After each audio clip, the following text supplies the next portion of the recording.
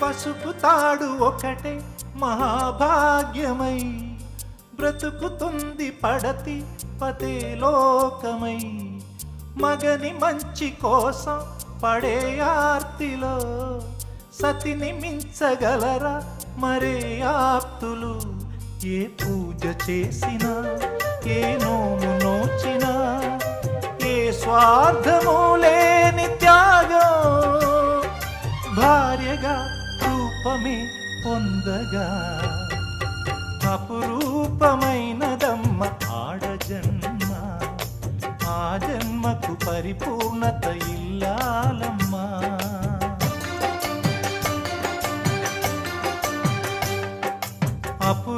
అపురూపమైనదమ్మ ఆడజన్మ, ఆ జన్మకు పరిపూర్ణత